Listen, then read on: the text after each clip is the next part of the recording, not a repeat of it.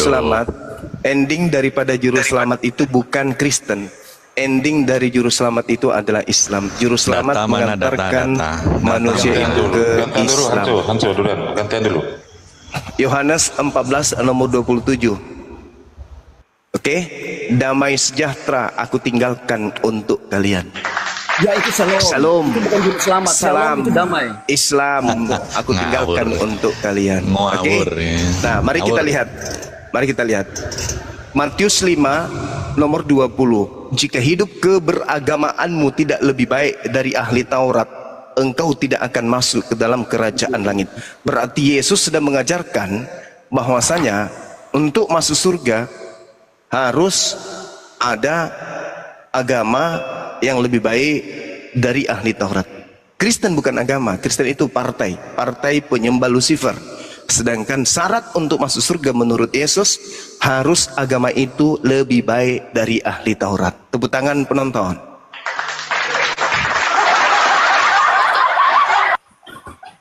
Jadi Yesus juru selamat, Yesus juru yang mengajarkan menuju kepada Shalom Islam. Jadi agama yang lebih baik daripada ahli Taurat itu adalah ujungnya Islam.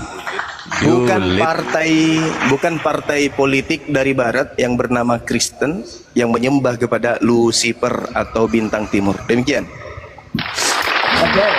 Kalau gitu kenapa Bang Indra, silakan Bang Indra dulu. Yang berat argumentasinya yang berat, jangan yang ecek-ecek. Silakan. Oh, saya kasih kau berat nih. Ya, silakan. Anda berkata bahwa Yesus itu pada akhirnya menjurus kepada Islam. Anda tahu bahwa karena gagal ya, seakan-akan bahwa Alkitab itu gagal. Ya, firman Tuhan itu gagal dijalankan. Saya mau kasih tahu. Dengar baik-baik, semua orang dengar ya. Kita perjanjian orang Kristen itu adalah kita perjanjian dengan Allah, dengan manusia. Itu dulu harus tahu. Allah dengan manusia melakukan perjanjian, bukan sepihak, bukan kasih turun hukum. Lalu kamu lakukan ini itu tidak. Hukum yang dilakukan Allah dengan manusia adalah hukum perjanjian dan itu kuat. Di dalam dunia ini saja hukum perjanjian adalah hukum yang kuat dan itu terikat kepada hukum itu. Yang kedua, saya kasih tahu, hukum itu dimeteraikan, disahkan dengan darah. Baca di Keluaran 24 ayat 8. Saya baca. Lembek ini lembek. Ada yang lebih berat enggak? Ada yang lebih berat enggak? Ini cuma asumsi ini. Dengar, Keluaran 24 ayat 8. Kemudian saya. Oke. Paulus bangkitkan Paulus biar hadapi saya. Yang kayak gini nih, lembek. Kamu berdasarkan firman Tuhan. Itu yang pertama. Dia diperjanjikan dengan darah. Maka perjanjian baru pun disahkan dengan darah. Yesus berkata, inilah darahku, darah perjanjian ditumpahkan bagi banyak orang untuk pengampunan dosa. Semua diperjanjikan dengan darah. Jadi kalau Islam masuk, macet. Di mana guru pelawak kalau kamu udah pakai dalil? Ya? Pelawak. Oke, saya bertanya, boleh nggak? Hukum apakah Islam itu hukum perjanjian? Saya mau tanya, apakah itu perjanjian? Karena Allah dengan manusia tidak ada. Alasannya tidak pernah diketahui di mana. Oke, silakan. Oke, udah ya. Udah. Jadi Anda melarikan diri dari tuduhan atau sanggaan atau tadi Anda mengatakan Yesus adalah juru selamat. Kenapa lari dari situ? Yesus juru selamat. Yesus bukan juru Kristiani bukan, tapi juru selamat. Kalau juru selamat ya Islam dong, bukan larinya ke Kristen gitu ya. Kemudian Anda mencoba untuk memporandakan ajaran Yahudi. Darah sebagai simbol. Yahudi tidak makan darah Tuhannya. Hanya agama pagan, penyembah dewa Molok yang minum darah dan makan daging Tuhan. Agama setan gitu ya. Nah, di dalam kitabnya orang Yahudi, Imamat 18:21, janganlah kau serahkan, jangan kau persembahkan seorang anak manusia untuk kau persembahkan kepada dewa Molok. Yang berat dong. Ada nggak Kristen yang lebih hebat dari Paulus? Suruh naik ke sini biar kusunat. Ada, cari etis kau bang Juma. Dicari etis kamu bang. PK diam dulu. Di dalam Imamat 20 nomor 3, aku Tuhannya Bani Israel menentang orang-orang yang dan akan melenyapkan siapapun di antara mereka yang mempersembahkan manusia kepada dewa Molok. Sementara Imamat 1 nomor 2, Tuhan mengatakan di sana, katakan kepada Bani Israel apabila hendak mereka mempersembahkan korban penebus salah kepada Tuhan, hendaklah dia mempersembahkan hewan ternak, domba, kambing, lembu, sapi, bukan manusia. Apalagi Tuhan. Jadi Kristen ini memang tidak pernah diajarkan sebagai agama keselamatan, ini nggak pernah. Justru Yesus mengatakan, jika hidup keagamaanmu tidak lebih baik dari ahli Taurat, kau tidak akan masuk dalam surga. Ahli Taurat mempersembahkan kurban hewan. Sabar. Ya, lalu kemudian Yesus memerintahkan mempersembahkan kurban hewan di dalam Matius 8 nomor 4. Pergilah, perlihatkanlah dirimu kepada imam. Persembahkanlah persembahan yang diperintahkan Nabi Musa. Apa yang diperintahkan Nabi Musa? Imamat 1 nomor 2, kambing, lembu, domba.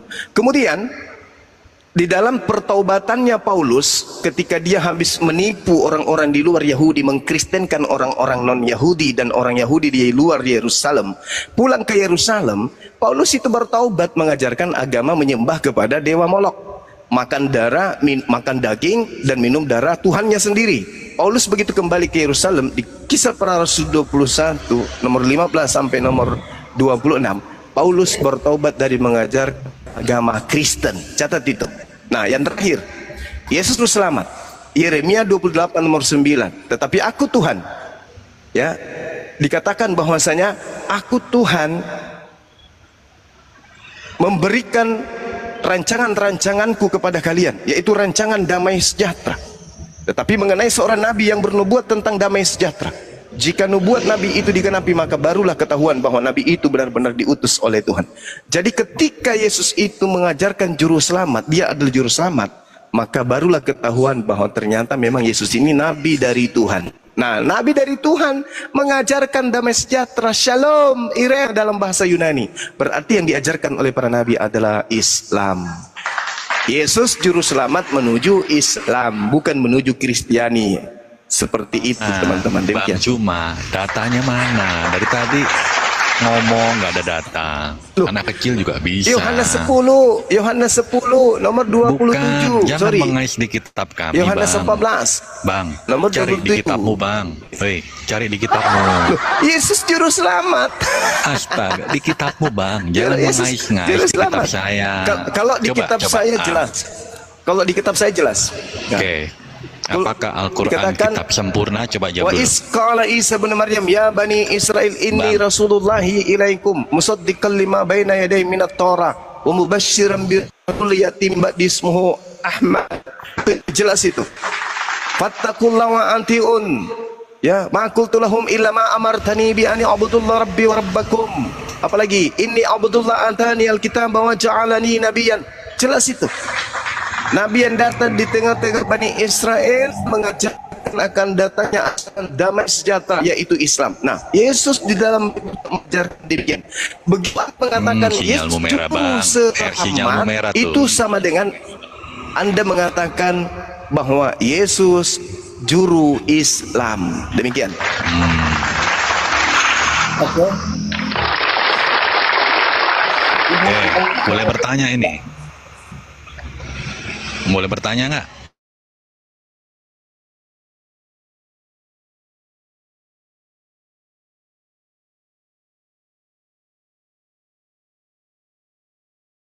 Balik bertanya ya. Kitab Islam Al-Quran itu adalah kitab sempurna. Saudara. Saya balik bertanya, apakah kitab orang Kristen itu kitab sempurna? Sudah kujawab kan? Dulu dong. Terusin kujawab. Sudah kujawab. Al-Quran adalah kitab sempurna. Nah, sekarang pertanyaan saya, apakah kitabnya orang Kristen adalah kitab sempurna? Jawab dulu dong. Sempurna. Nah, oke, sama-sama sempurna ya. Nanti kita uji. Saya dulu. Oke, silakan. Bisa nggak dia berdiri sendiri tanpa hadits? Hadits itu adalah dengar. Hadis itu adalah uraian. Hadis itu adalah uraian daripada isi Quran. Apa dalilnya? Al-Quran surah An-Nahl ayat 44. bil bayyinati waz zubur wa anzalna ilaika dzikra litubayyana linnasi ma nuzila ilaihim wa la'allahum yatafakkarun. Al-Qur'an datang kepada baginda Rasulullah Muhammad sallallahu alaihi wasallam, kemudian Rasulullah Muhammad sallallahu alaihi wasallam menguraikan isi Al-Qur'an. Isi Al-Qur'an itulah yang diurai oleh Rasulullah, maka disebut hadits. Ibarat sebuah bangunan itu sempurna, tapi untuk mengetahui lantainya, dindingnya, atapnya itu harus diurai. Maka uraian hadits adalah rangkaian daripada isi Al-Quran itu sendiri. Pertanyaan saya kepada saudara, kalau kitab Anda itu sempurna, tolong tunjukkan wahyu pertama yang Yesus terima dari Elohim. Silakan.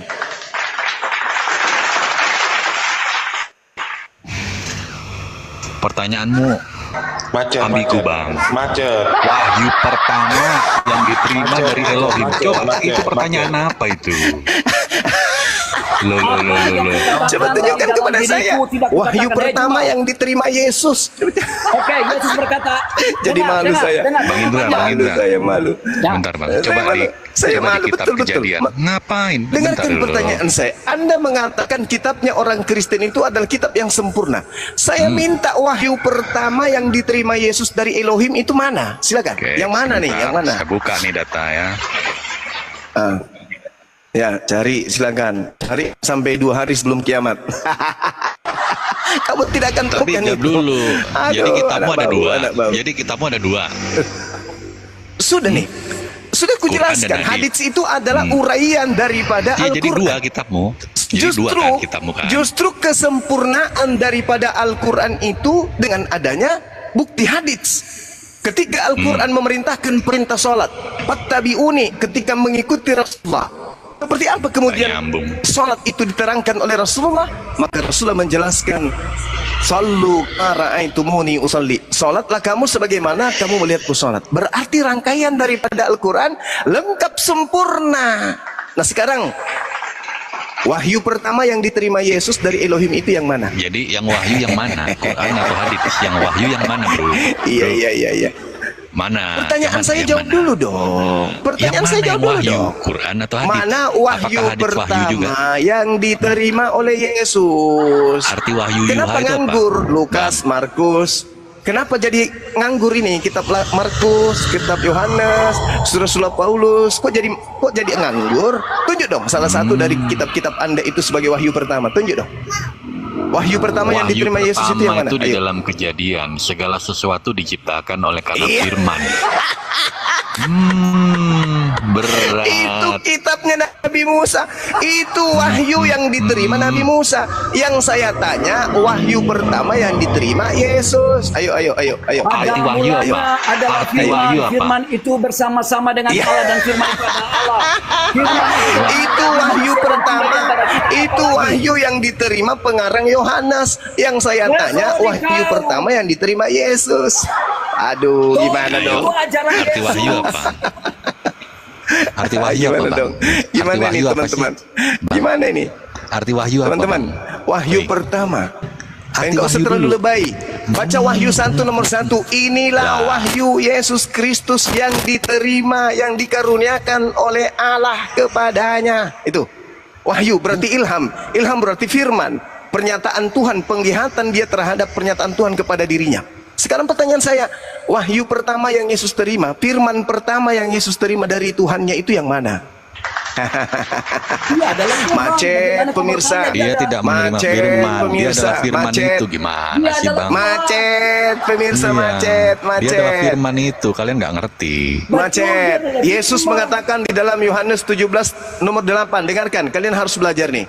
Segala firman yang engkau berikan kepada aku telah aku sampaikan kepada mereka. Pertanyaannya Bang Suma adalah, firman pertama yang diterima Yesus dari Elohim itu yang mana? Ayo tepuk tangan pemirsa.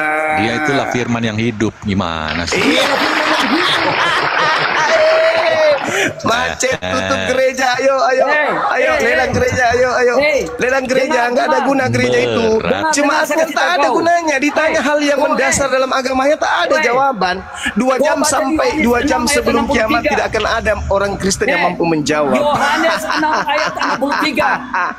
Dengar. Yohanes 6 ayat 63. Perkataanku adalah perkataan-perkataan roh dan hidup.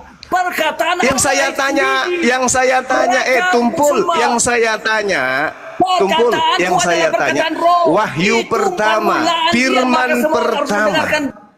firman pertama yang diterima Yesus itu mana? Kamu kan punya banyak buku-buku karangan tuh. Ada Markus, ada Roma, ada Lukas, ada Filipi, ada Galatia, ada Kaluku, ada Pararang, ada Padale. Di mana di antara surat-surat karangan ini yang merupakan firman pertama yang Yesus terima?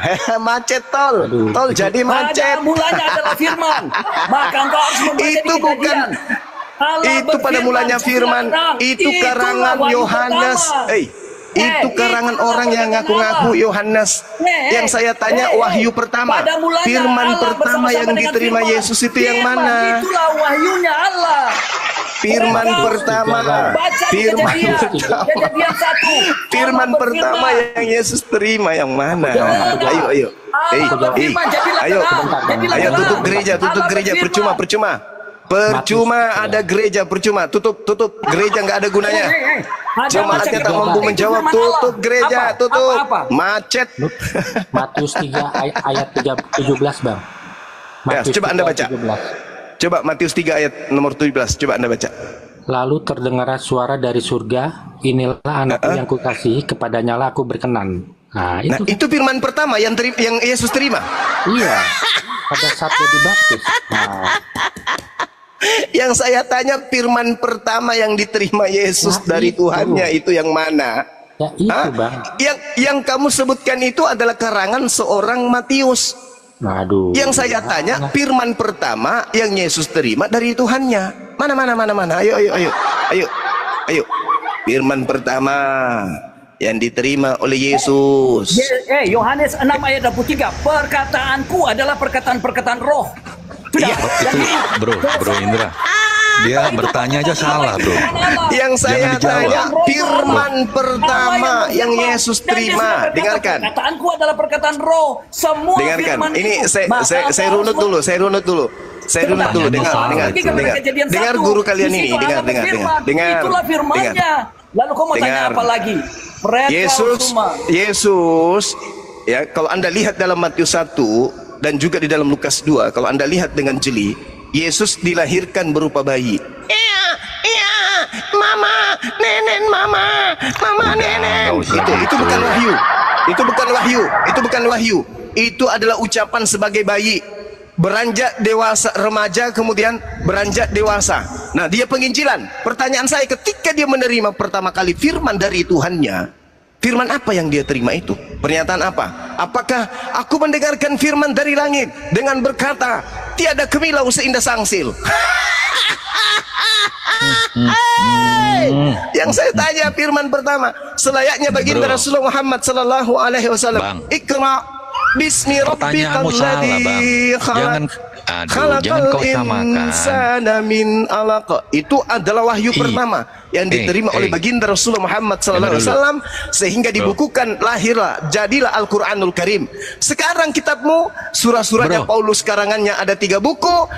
Ibrani tidak ditahu siapa penulisnya.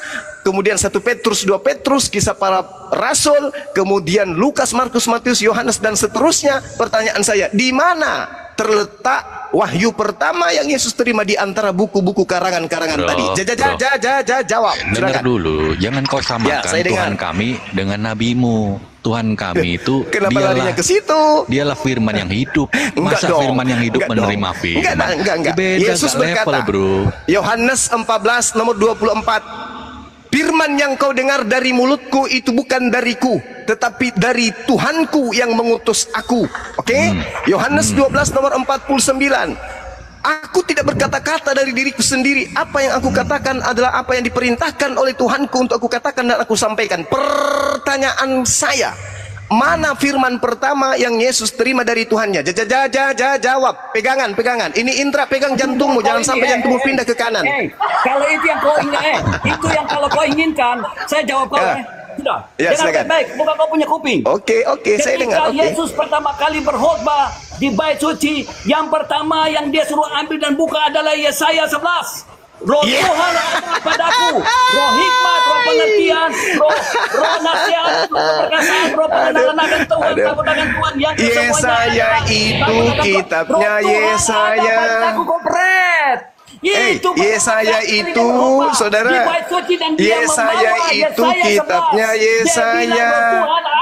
Yesaya itu adalah wahyu yang diterima Nabi Yesaya di tengah-tengah Bani Israel, menceritakan tentang raja-raja daripada Yehuda, Yerusalem, dan masa usia Yotam, Ahaz, dan Hezekia, dan raja-raja Yehuda. Yang saya tanya, firman pertama yang Yesus terima, mana apa guna-gunanya kitabmu itu? Surah Paulus karangannya ada 3 buku. Lukas pengarangnya ada 3 buku. Ibrani tidak ditahu siapa pengarangnya. Kemudian pengarang Matius, pengarang Yohanes. Yang saya tanya, di antara buku-buku yang kau sucikan itu, di mana terletak firman pertama yang Yesus terima dari Tuhannya? Jawab. Hati-hati jantungnya pindah ke kanan, Bang. Oke, katakanlah kita nggak tahu ya. Katakanlah kita nggak tahu. Pastro ternyata nggak tahu. Jadi karena apa gunanya buku-buku yang kau pegang itu? Bro. Kenapa nggak ada jawabannya? Pertanyaanmu salah. Yesus berkata, segala firman yang engkau berikan kepadaku telah aku sampaikan kepada mereka. Berarti Yesus ini penerima firman. Firman yang kau dengar dari mulutku bukan dari aku tapi dari Tuhanku yang mengutus aku. Berarti Yesus ini punya pengajaran sendiri. Nah sekarang pertanyaan saya, wahyu pertama yang diterima Yesus dari Tuhannya, supaya kita tahu bahwa Kristen ini ada benar-benar ajaran Yesus, pengikut Yesus, maka orang Kristen harus menunjukkan kepada kita mana wahyu pertama yang Yesus terima dari Tuhannya. Wahyu dengan, dengar dulu bro, wahyu dengan mujizat sama nggak? Iya. Jawab dulu. Kita samakan dulu biar enak, ya kan? Apakah mujizat itu wahyu? Apakah wahyu itu mujizat? Silakan jawab. Mulai lagi. Sama nggak? Mulai lagi. Yang saya tanya firman yang diterima oleh Yesus itu mana? Firman pertama mana? Mujizat baginda kan Quran, betul? Kenapa larinya ke mujizat ya teman-teman? Loh, kenapa larinya ke mujizat? Nanti ada sambungannya, bro. Wahyu pertama, firman pertama dari Allah yang diterima oleh Nabi Muhammad, Iqra bismi rabbikal ladzi khalaq. Itu adalah firman pertama yang diterima oleh Rasulullah. Itu termasuk mujizat. Kalau kalian ini pengikut Yesus beneran, asli, tentu kalian bisa menunjukkan firman pertama yang menjadi tonggak utama pengajaran penginjilan Yesus kepada muridnya. Pertanyaan saya, wahyu pertama yang Yesus ajarkan kepada pengikutnya itu yang mana? Jawab. Kita mau preteli dulu nih. Setuju nggak Bang Zuma yang terkenal ini? Setuju nggak bahwa Quran adalah mujizat dari Muhammad? Setuju? Oh pasti dari Allah diberikan kepada baginda Rasulullah Muhammad SAW. Wahyu sama dengan mujizat, oke? Lah, wahyu itu adalah ilham yang diberikan oleh Allah kepada para nabi. Coba Anda lihat di dalam Wahyu 1 nomor 1. Inilah wahyu Yesus Kristus yang dikaruniakan Elohim kepadanya. Tidak usah kamu kemana-mana. Pertanyaannya, wahyu pertama yang Yesus terima dari Tuhannya itu yang mana? Kok macet? Saya jawab kau ya. Saya jawab kau sudah dengan dalil ini. Lembek kali kau Indra. Lembek kali. Percuma kau makan moncong babi tiap hari. Lembeknya kau. Dengar. Lukas 4 ayat 16. Dengar. Kau diam Bang dulu. Indra, tiap hari kau makan moncong babi. Lembeknya kau nggak ada ilmu. Saya punya suara memang seperti menggelegar seperti singa. Percuma jadi peternak babi kau itu. Gimana ceritanya nih? Kau jawab dulu. Wahyu pertama, firman pertama yang Yesus terima dari Tuhan itu yang mana? Ya ini dengar, saya baca. Oke, kita dengarkan teman-teman. Ia datang ke Nazaret tempat ia dibesarkan dan menurut kebiasaannya pada hari Sabat ia masuk ke rumah ibadah. Ia berdiri hendak membaca dari Alkitab. Kepadanya diberikan itu membaca kitab Yesaya. Kalau itu sudah di luar tumit itu. Itu Yesus masuk ke bait suci membaca kitab Yesaya. Yang saya tanya wahyu pertama. Cak Ayu, wahyu pertama yang Yesus terima dari Elohim itu yang mana? Jangan kau bawa kitab Yesaya, Cak Ayu. Itu kitab yang sudah ada lebih dulu. Kitab Lukas 4. Saya tadi dibilang kau Iya, tidak saya dengar. tahu itu cerita Nah, itu Lukas. sebabnya kau Yesus dengar. pada Jangan hari kau Sabat foto. di tempat itu kelahirannya kau sudah seperti mati di biasa situ, dia makanya kau masuk ke foto dalam orang. bait Dengar. suci membacakan Dengar. kitab Setelah Yesaya. dibukanya ia menemukan nasi ini di mana dia berkata tertulis, Apa? Roh Tuhan Apa ada tuh? padaku. Sudah? Oleh sebab Terus? ia telah mengurapi aku untuk Terus? menyampaikan kabar baik kepada orang-orang miskin, dan ia telah mengutus aku untuk memberitakan pembebasan kepada orang-orang tawanan dan penglihatan bagi orang-orang buta, untuk membebaskan orang-orang yang tertindas, untuk memberitakan tahun rahmat Tuhan telah datang. Peret kau. Sudah. Loh, yang saya tanya apa? Kau tanya pewahyuan pertama. Ya, Inilah pewahyuan wahyu pertama, Dia katakan, wahyu pertama yang Yesus terima dari Elohim itu yang mana? nah, dia sudah mengatakan Roh Tuhan ada padaku, itu pertama-tama. Hey, Dari mana? Mana? Coba, mana? Coba mana buktikan? Lukas 4 ayat 18. Roh Tuhan ada padaku. Buka, kau buka, cepat. Dari Lukas 4 mana ayat Anda 18. tahu bahwa itu adalah wahyu pertama? Ya, pertama, dan dia berkata, pertama dia bukan dari kitab Yesaya. Dia tidak akan berkata Bagaimana dari cerita dirinya Anda? sendiri. Saudara, dia berkata dari firman Allah yang saudara, mengatakan tentang dirinya. Saudara, Dia mengatakan dengarkan apa saya, yang Allah katakan kepada dia dengar. dari dirinya sendiri. Jadi dia akan Saudara, berkata dari dirinya sendiri, Roh Tuhan ada padaku. Oleh sebab ia Saudara, telah mengurapiku. saudara, Baca selanjutnya. kamu ditertawakan Untuk memberitakan sama pembebasan. Dia jemaat. memberikan pembebasan juru selamat. Kepada Saudara, orang-orang dan penglihatan. Saudara, dengarkan, jangan kayak orang kesurupan, jangan kebanyakan moncong babi lah kau. Kau Dia- nyerocos terus. kepada orang-orang Di tawanan dan Lukas penglihatan. 4, Lukas 4 itu ucapan Yesus pertama itu di data nomor 4. Kenapa larinya ke nomor yang selanjutnya? Jangan kayak gitulah Itu caranya. kedatangan Yesus. Orang-orang yang tertindas oleh apa dosa, untuk memberitakan tahun rahmat Tuhan telah datang. Nah, keselamatan telah datang atas umat Israel. Jadi Apa? kalau Kamu kau bilang ngomong bahwa apa? itu Lukas adalah orang 4. Israel, Kutanya kau dulu keren. samamu. Di dalam Kutanya dulu Israel samamu. tidak ada juru selamat. Kutanya dulu samamu. Di Lukas 4 ucapan Yesus yang pertama itu tertulis di nomor berapa? Ayo, macet lagi. Kepadaku itu pertama kali Roh Tuhan sesuai dengan nubuatan di kitab Yesaya 11. Dengarkan saya ulang. Di Lukas 4 ucapan Yesus pertama kali itu tertulis di nomor berapa? Dia berkhotbah pada ayatnya 18, Roh Tuhan. Loh.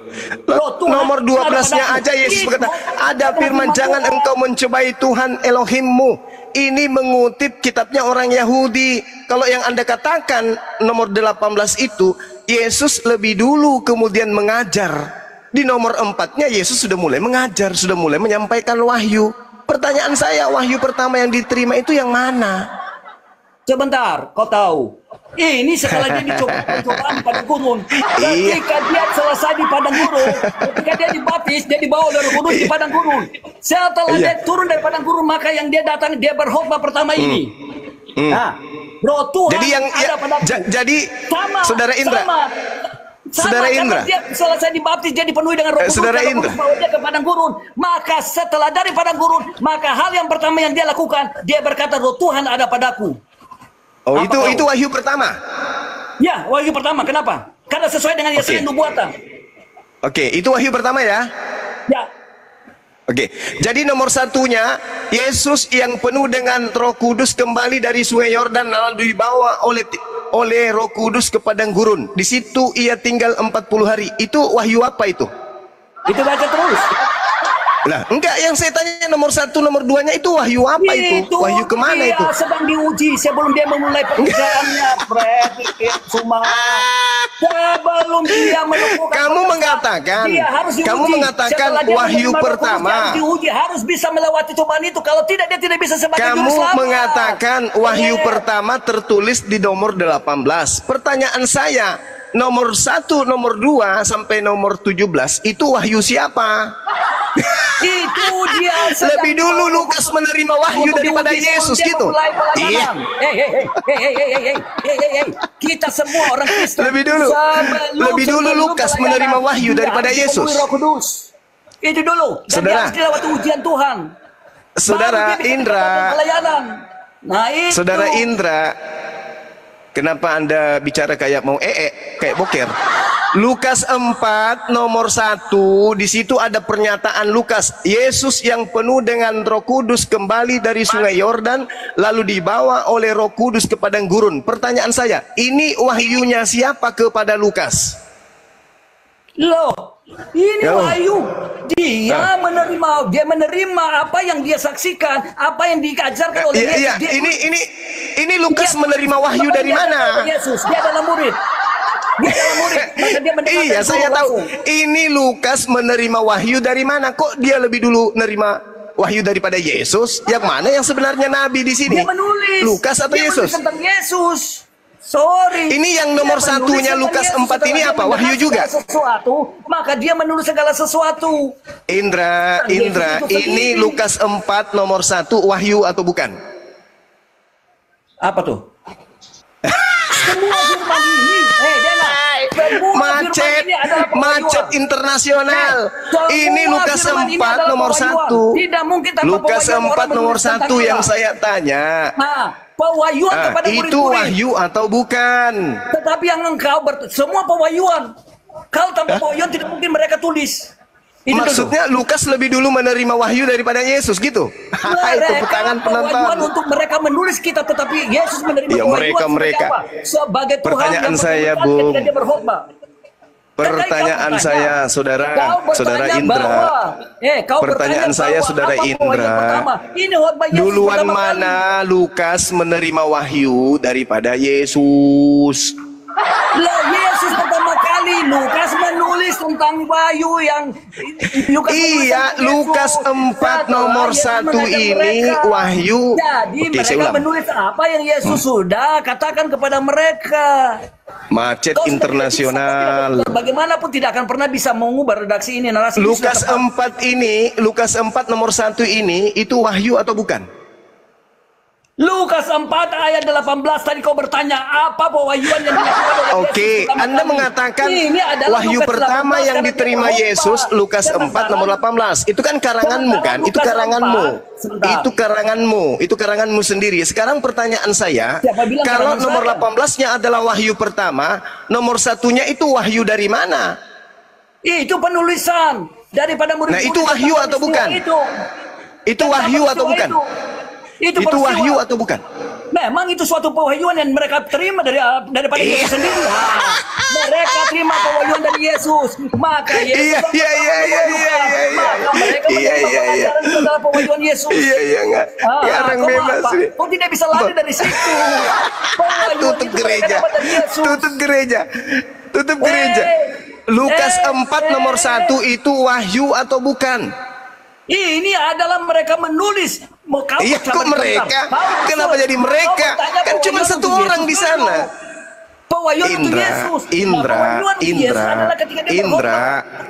Indra, jangan sampai gereja tutup gara-gara kamu. Lukas 4 nomor 1 itu wahyu atau bukan? Malah kalau saya ada di mana orang bertobat. Saya berkata Lukas 4 nomor 1 itu wahyu atau bukan? Itu pewahyuan daripada murid untuk menulis firman Tuhan. Tutup gereja macet parah ini teman-teman. Macet internasional ini. Gereja macet, bukan macet kendaraan ya, tapi otaknya yang macet, berhenti berpikir. Lukas 4 nomor 1. Karena kau melihat bahwa apa yang dikatakan oleh Yesus itu berada pada ayat ke-18, maka engkau berkata Anda mengatakan wahyu yang pertama diterima Yesus adalah Lukas 4 nomor 18. Oke, itu menurut saudara. Itu menurut saudara. Lukas 4 nomor 18 wahyu pertama. Pertanyaan saya, Lukas 4 nomor 1 itu wahyu atau bukan? Jangan dijawab. Jangan dijawab, Bang. Itu jebakan, Bang. Ini tuh pertanyaan jebakan. Mana mungkin Anda masuk ke dalam pertanyaan jebakan? Kita orang Kristen nggak ada yang bertanya mana firman wahyu pertama yang diberikan Yesus. Pertanyaan saya, itu wahyu atau bukan? Oke, makanya tadi kan sudah konstruksi dulu di depan. Wahyu saya atau bilang bukan? Kan, Lukas 4 nomor 1 wahyu atau bukan? Bang, dengar, jangan ke sana dulu. Saya mau coba meluruskan berpikir Bang Juma ini gitu loh. Mujizat Loh, kok saya yang Quran. diluruskan? Dulu, saya sedang bertanya, Lukas 4 nomor 1 itu wahyu atau Bang. bukan? Gampang, sebenarnya jawabanmu ini sangat gampang, Bang. Saya bisa jawab. Apa jawabannya? Apa jawabannya? Dengar ya, Quran mujizat bukan. Kenapa lari ke Al-Quran? Jawab dulu. Saya mau apple to Kenapa apple lari nih. ke Al-Quran? Saya Kenapa mau lari apple ke to apple. Al-Quran? Kalau jawab Al-Quran dulu. Iqra bismi rabbikal ladzi khalaqal insana min 'alaq. Itu wahyu mujizat pertama. bukan. Mujizat Yang bukan. saya tanya, wahyu pertama Mujizat dari bukan. kitab saudara yang diterima oleh Yesus menurut saudara Lukas 4 nomor 18. Muncul pertanyaan, nomor satunya wahyu atau bukan? Kau sedang berdendang itu pewahyuan atau bukan? Kau sedang menagih itu Saudara pewahyuan atau bukan? Indra, Saya tanya kau dulu nomor sebentar. satu dari Kau Lukas sedang 4 itu wahyu atau bukan? Pewahyuan atau bukan? Saya tanya kau.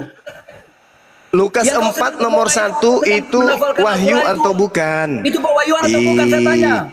Macet, macet internasional, macet.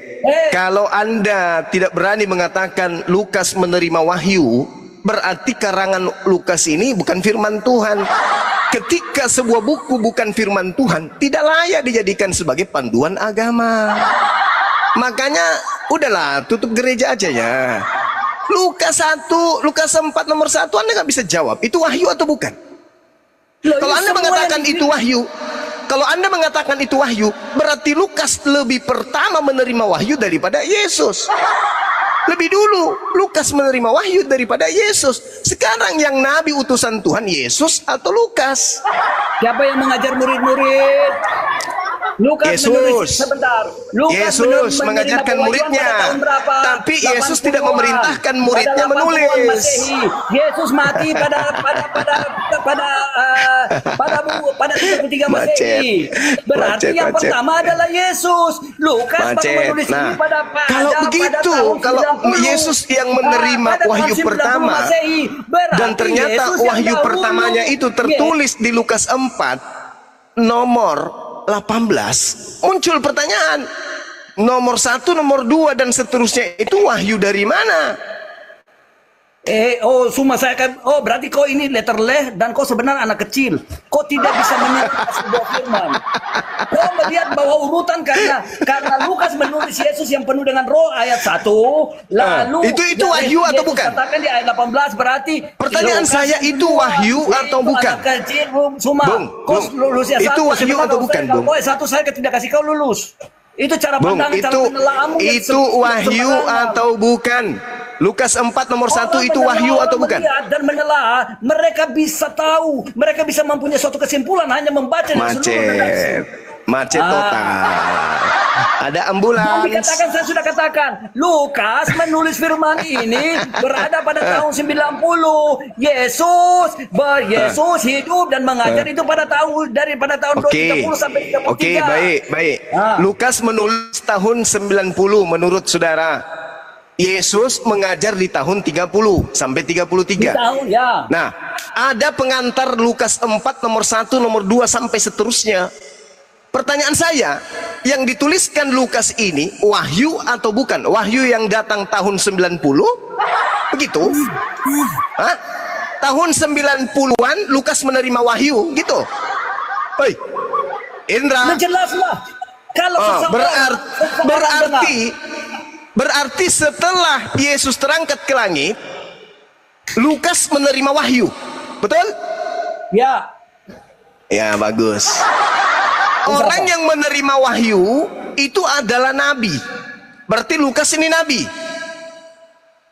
Siapa bilang nabi hanya nabi? Pewahyuan itu bisa pewahyuan itu ketika dia ada Roh Kudus, dia bisa menerima pewahyuan dari Allah. Saya juga bisa menerima pewahyuan dari Allah karena Roh Allah di dalam saya. Sama kalian di Islam tidak ada Roh Kudus, tidak bisa ada pewahyuan. Beda antara orang Kristen dengan orang Islam. Bilangan 13. Dia menerima roh Bilangan 13. Jika di antaramu ada seorang nabi, jika di antaramu ada seorang nabi, aku Tuhan akan berfirman kepadanya, Nah sekarang Lukas ini nabi atau bukan? Jawab. Lukas seorang penulis, dia adalah murid Tuhan. Dia salah satu 70 dari murid Tuhan. 70 yang dibentuk. Tutup gereja. Tutup gereja. Tutup gereja. Tutup gereja. Jadikan diskotik. Dan dia menjadi teman dengan Rasul Paulus. Tutup gereja. Jadikan diskotik. Tak ada gunanya gereja itu. Tak ada gunanya. Jemaatnya ngawur. Jemaatnya ngawur. Pertanyaan saya, ketika Tuhan mengatakan di dalam kitab bilangan, Tuhan mengatakan, jika di antaramu ada seorang nabi, maka aku Tuhan akan berfirman kepadanya melalui mimpi. Pertanyaan saya, Lukas ini nabi atau bukan? Lukas, saya baca. Sebentar. Saya baca saya bantah kau dengan bilangan 11. Ada, masya Allah, tutup gereja. Kita bikin kafe aja, atau diskotik. Tak ada gunanya gereja itu, tak ada. Cuman sana kumpul perpuluhan aja. Tak ada gunanya. Lukas itu nabi atau bukan? Pertanyaan saya.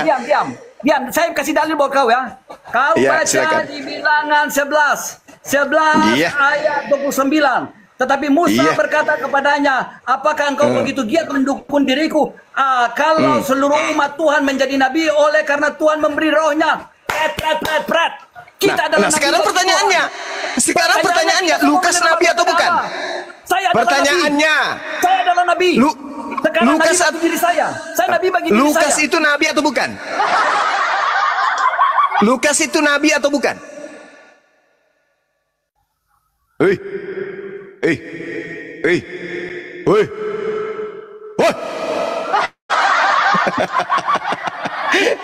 Macet internasional, gereja tutup, ganti panti pijat. Gerejanya Indra nanti kukirim karangan bunga, selamat telah dibuka panti pijat. Tak berguna gereja kau tuh, tak berguna. Masakan kau katakan Lukas itu nabi? Di mana dalilnya Lukas itu nabi? Di mana? Ayo. Saya pakai dalil buat kau. Tadi dikatakan bilangan 2, Musa berkata